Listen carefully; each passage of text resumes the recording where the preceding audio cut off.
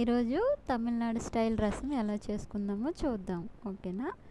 ముందుగా నిమ్మకాయ సైజ్ అంత చింతపండుని తీసుకొని నానబెట్టుకొని పక్కన పెట్టుకోవాలి. నెక్స్ట్ ఒక మిక్సీ జార్ తీసుకొని అందులో టేబుల్ స్పూన్ ధనియాలు, 1 టేబుల్ స్పూన్ జీలకర్ర, 2 టేబుల్ స్పూన్ మిరియాలు వేసి దాన్ని మిక్సీలో వేసి బరకగా వచ్చేటట్టు మిక్సీ చేసుకోవాలి.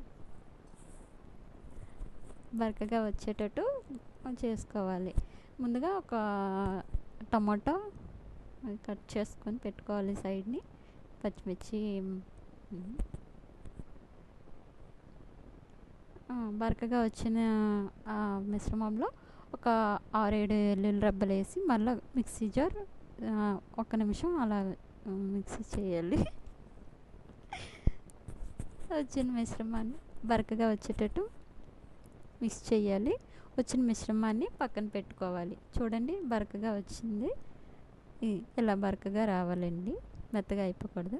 ఇప్పుడు ముందుగా నానబెట్టుకున్న చింతపండులో నుంచి మనం కట్ చేసి పెట్టుకున్న టమాటో ముక్కల్ని యాడ్ చేసి బాగా పిండుతూ కలపాలి. అండ్ నెక్స్ట్ కొత్తిమీర, కరివేపాకు వేసి బాగా మిశ్రమంలో కలపాలి.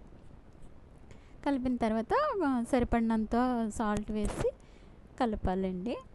నెక్స్ట్ అందులో కొంచెం చిటికెడంత పసుపు వేసి బాగా మిక్స్ చేయాలి. మిక్స్ చేసి పక్కన పెట్టుకుంటాము.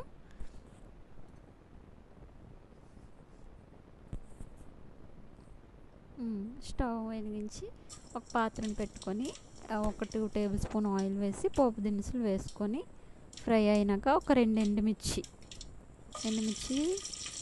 వేస్తాము. అవి కొంచెం ఫ్రై అయినాక కొంచెం కరివేపాకు వేయాలి. నెక్స్ట్ 4 పచ్చిమిర్చి పొడవుగా కట్ చేసుకొని వేసుకొని జస్ట్ 1 నిమిషం అలా ఫ్రై అయిన తర్వాత ముందుగా మనం బరకగా చేసుకున్నటువంటి మిశ్రమాన్ని వేసి ఫ్రై చేయాలి. ఎక్కువసేపు ఫ్రై చేయకూడదండి, ఒక 1 మినిట్ అలా ఫ్రై చేయాలి. ఎక్కువసేపు ఫ్రై చేస్తే టేస్ట్ పోతుంది. కొంచెం అలా సిమ్లో పెట్టి 1 నిమిషం అలా ఫ్రై చేసి ముందుగా మనం కలిపి పెట్టుకున్న రసాన్ని ఇందులో యాడ్ చేయాలి. యాడ్ చేసినాక సిమ్లోనే మరిగించాలండి, హై ఫ్లేమ్లో పెట్టకూడదు. హై ఫ్లేమ్లో పెడితే రసం యొక్క టేస్ట్ పోతుంది. ఇలా మిశ్రమాన్ని బుడగలుగా వచ్చేటట్టు ఉంచాలి. బుడగలుగా వచ్చేటప్పుడు కొంచెం కొత్తిమీరను వేసి స్టవ్ ఆఫ్ చేసి రసం దించేసుకోవాలి. ఇప్పుడు ఆంధ్ర స్టైల్ వడియాలను ఫ్రై చేసుకొని పక్కన పెట్టుకుంటాము.